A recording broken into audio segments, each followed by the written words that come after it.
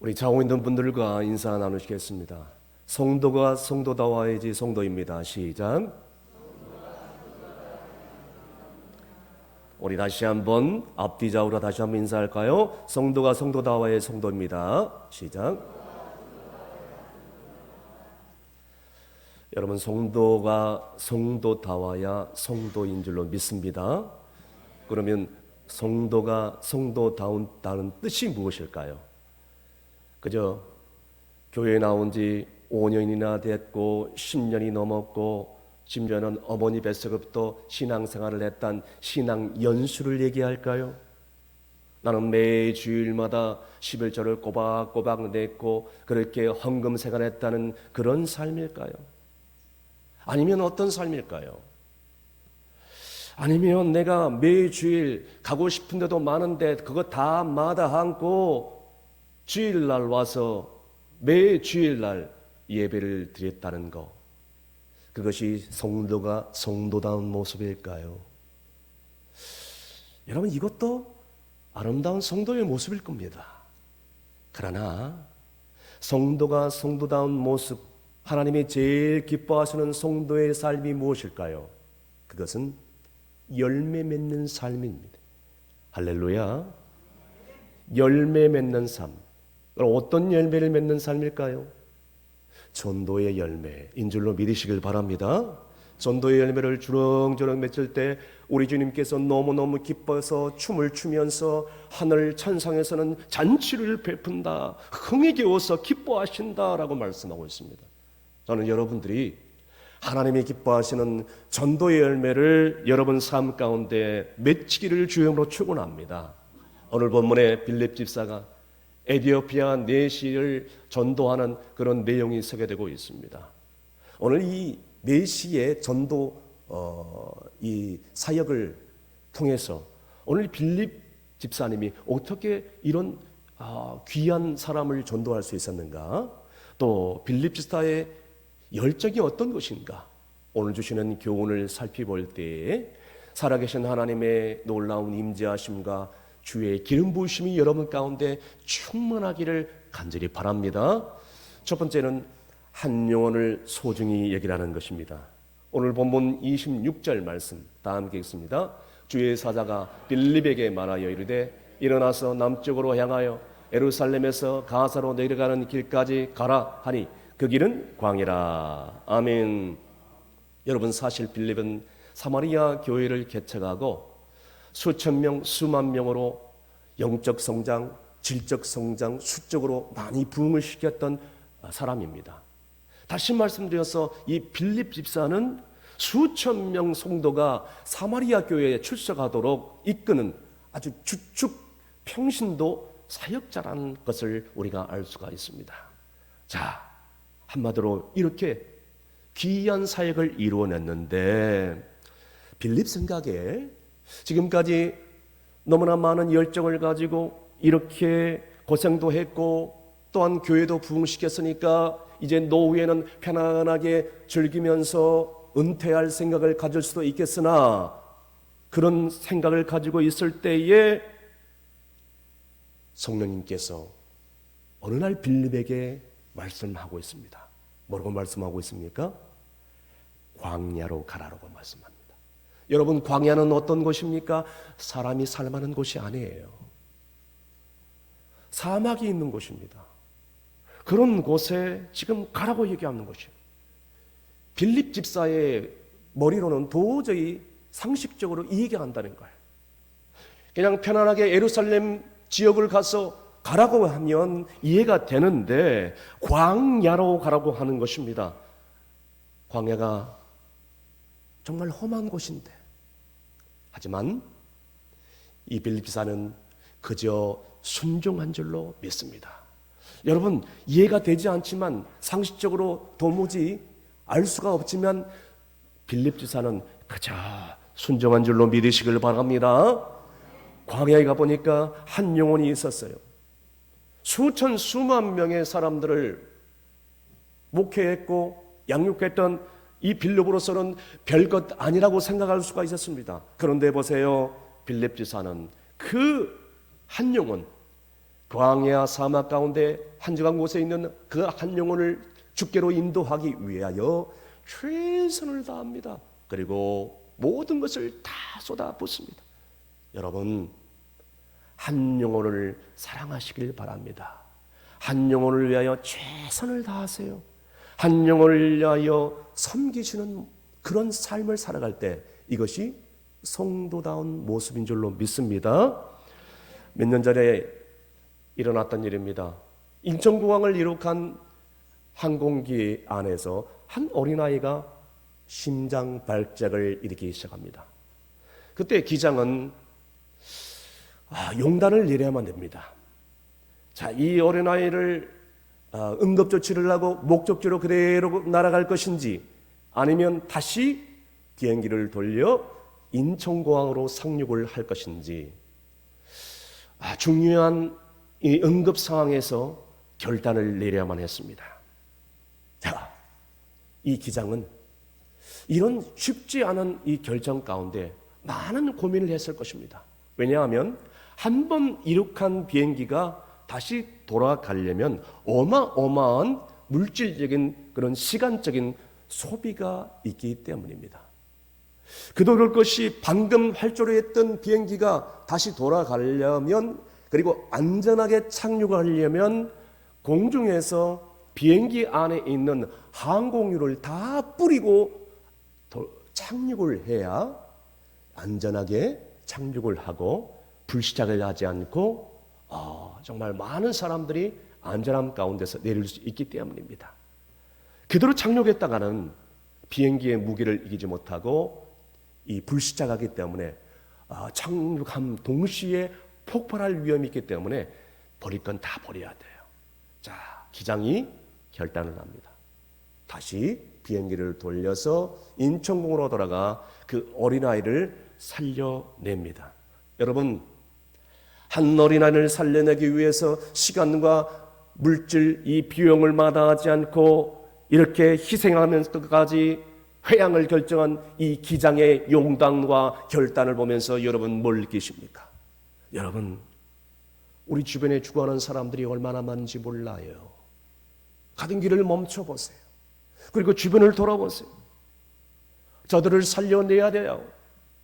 저들을 지옥 불못을 향하여 불덩이 속에서 들어가는데 그걸 끄집어내야 돼요. 여러분, 한 영혼 한 영혼을 소중하게 여기시길 바랍니다.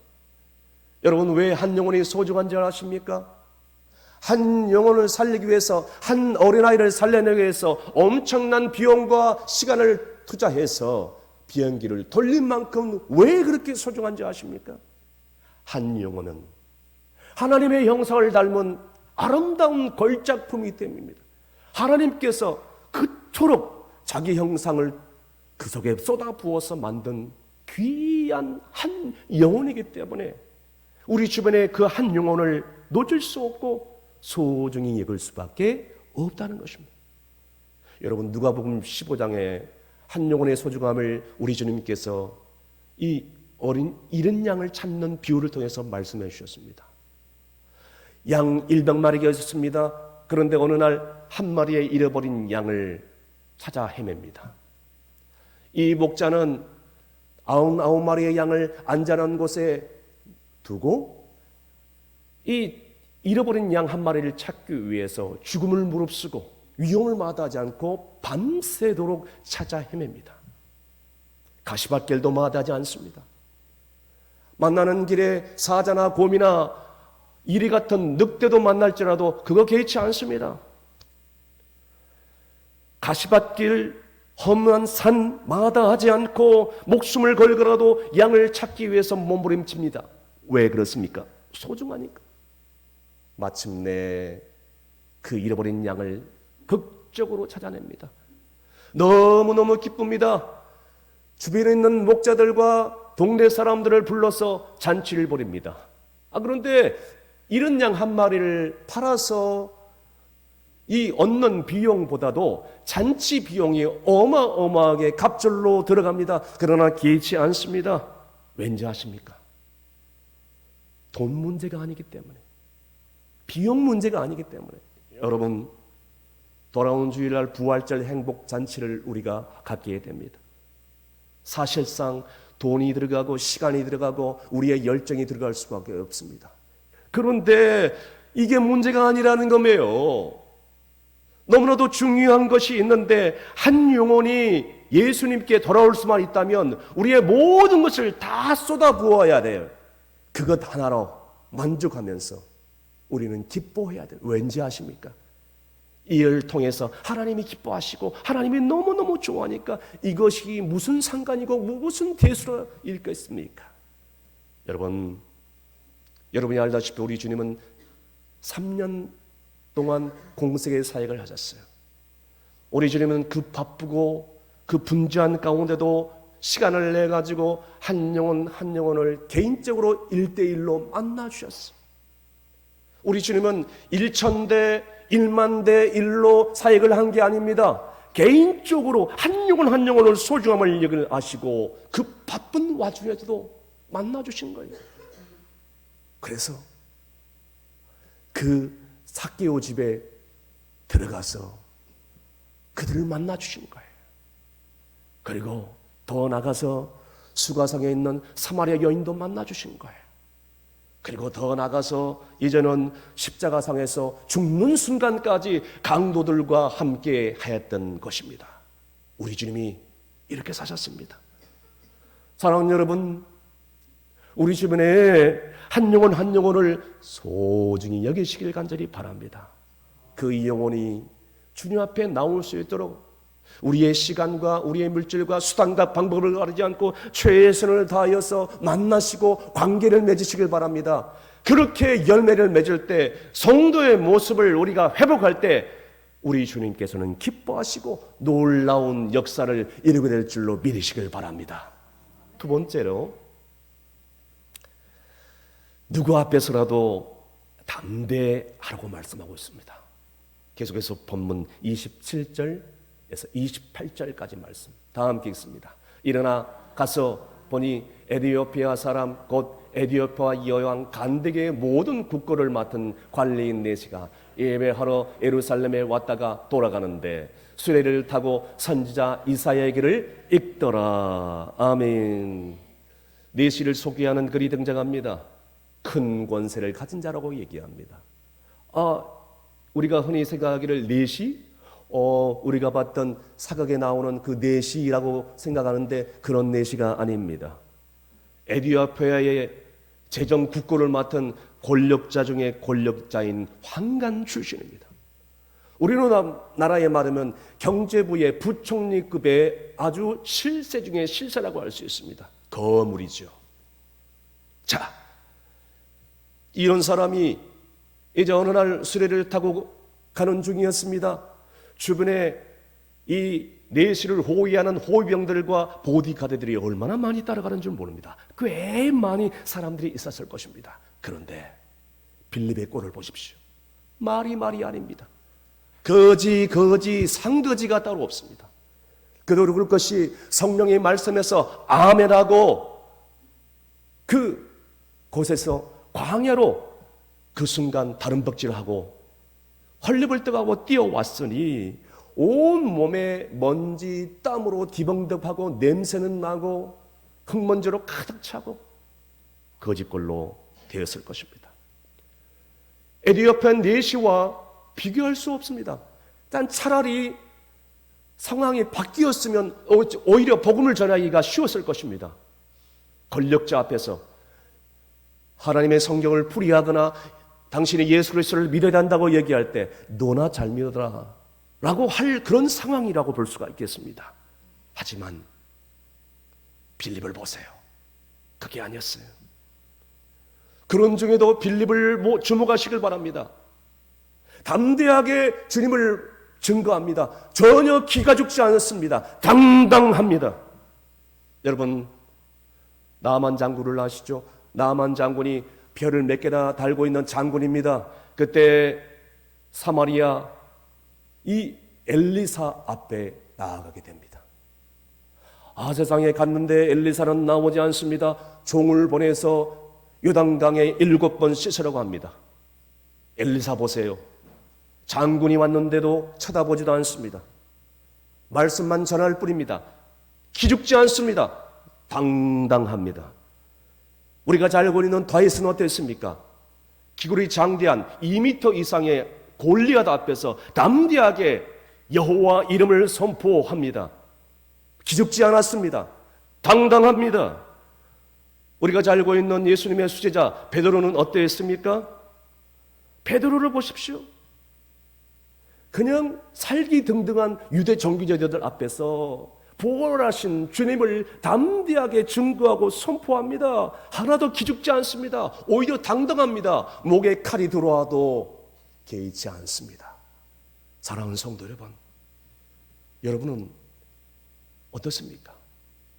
복음을 전할 때, 예수 그리스도 증거할 때 어떻습니까? 기죽지 마십시오. 당당하시길 바랍니다. 담대하시길 바랍니다. 왜 예수 믿는 사람들이, 그리스도인들이 불순절 앞에서 기가 죽어 있습니까? 당당해야죠. 마귀를 멸하시고 십자가 앞에서 승리하신 주님이 함께 하시는데 왜 두렵습니까? 왜 겁을 냅니까? 왜 불순절 앞에서 어깨가 위축되어 있습니까? 당당하시길 바랍니다. 세상 사람들은 돈이 있고 권력이 있고 높은 지위에 오르고 많이 배웠으면 그거 하나 자랑하려고 어깨에 힘이 들어가고 당당합니다. 그러나 우리는 세상 사람들과 다릅니다. 왠지 아십니까? 우리 안에 보배로운 예수 그리스도께서 함께 하시기 때문입니다. 할렐루야. 예수 그리스도를 따라가는 그리스도인들을 예수 그리스도 한 분만으로 만족해야 돼요. 왜? 내 안에 성령님이 계시고 보배로운 예수 그리스도께서 함께 하시는데 마귀를 멸하시고 십자가상에서 승리하시고 부활하신 주님이 나와 함께 하시는데 뭐가 두렵단 말입니까? 당당하게 복음을 전하세요. 아멘. 어깨를 펴시고 기죽지 마시고 예수 그리스도를 전하시길 바랍니다. 세 번째로 예비된 영혼을 찾으라고 말씀하고 있습니다. 계속해서 본문 29절에서 30절까지 말씀 다 함께 읽습니다. 성령이 빌립더로 이르시되 이 수레로 가까이 나아가라 하시거늘 빌립이 달려가서 선지자 이사야의 글 읽는 것을 듣고 말하되 읽는 것을 깨닫느냐 대답하되 지도해 주는 사람이 없으니 어찌 깨달을 수 있느냐 하고 빌립을 청하여 수레에 올라 같이 앉으라 하니라. 아멘. 빌립은 하나님 말씀을 듣자 그저 순종하고 광야로 내닫습니다. 가보니까 이게 웬일입니까? 한 사람을 만났는데 성경을 읽고 있어요. 그런데 성경을 읽는데 이해를 하지 못했는지 고개를 갸우뚱하고 있습니다. 갈급한 심령이라는 거죠. 하나님 말씀을 알고 싶은 그런 심령, 그런 영혼이었다는 것입니다. 그런데 가문에 보니까 빌립 지사는 거짓골을 하고 있습니다. 그런데 그 권력자가 수레에 앉으라고 태웁니다. 아, 세상에 이런 일이 있을수록 성경을 함께 읽어달라고 얘기하고 성경을 이해할 수 없으니까 풀이하라고 얘기를 합니다.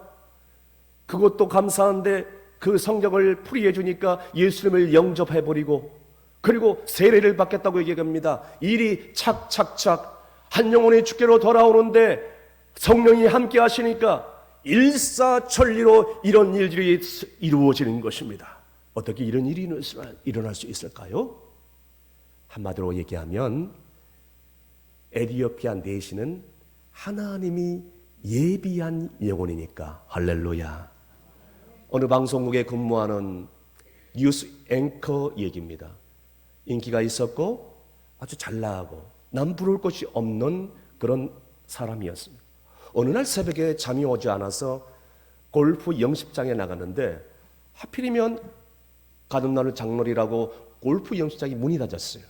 그래서 그 옆에 교회인지 찬송가 소리가 울려 나오는 것이었습니다.